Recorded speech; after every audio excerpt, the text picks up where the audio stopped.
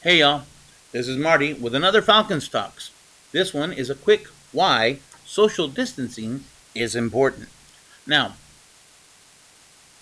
we all understand that close proximity means that we could spread the diseases to each other relatively quickly. However, I want to show you mathematically why it makes sense to keep your social distance. If we look at this grid here, we see a green fellow here that is sick with the virus, and the orange here, or red, that are not infected. We're going to see how quickly the disease spreads from the green person to the orange. And then if you'll notice, some of the sick people actually do recover, and they'll be denoted by blue people. Let me start the simulation. As you see, as we go through a couple of iterations, everybody gets sick.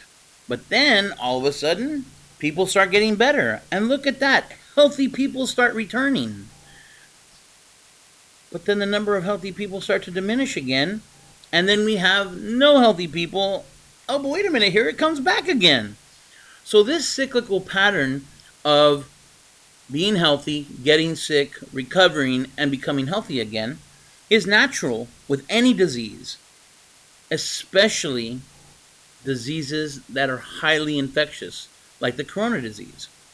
Well, look, let's create a little bit of social distancing. Instead of being so close together, I'm going to go ahead and space these people apart. There's lots of space in between these people. It's also a bigger grid, so. Down here we have our little green fellow that is sick.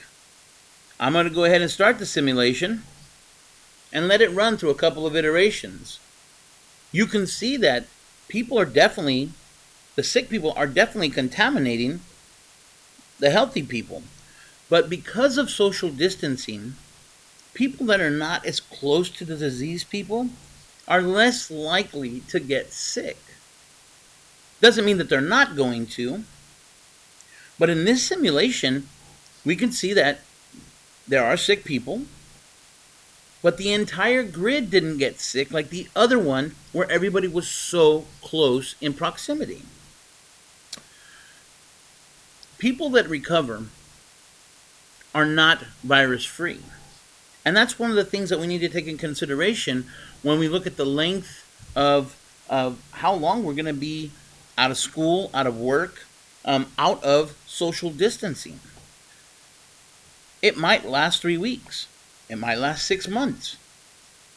But what risk are we willing to take in order to ensure that we don't spread the disease fast? As we see in these two models, close proximity spreads the disease fast. The further we spread, the further distance that we keep, the disease doesn't spread as fast. And the people that recover can still be far away from people so that they can become healthy and not infect anybody else. So my bottom line is this. If you're going to the grocery store and you have to wait in line, give yourself a 5-foot, 6-foot buffer. If somebody's standing too close behind you, ask them if they could please step back. I did today when I went to the store, and the person apologized and said, yes, absolutely. So, take care of yourself, but more importantly, take care of everybody else around you. This is James Martinez with another one of those Falcon Talks.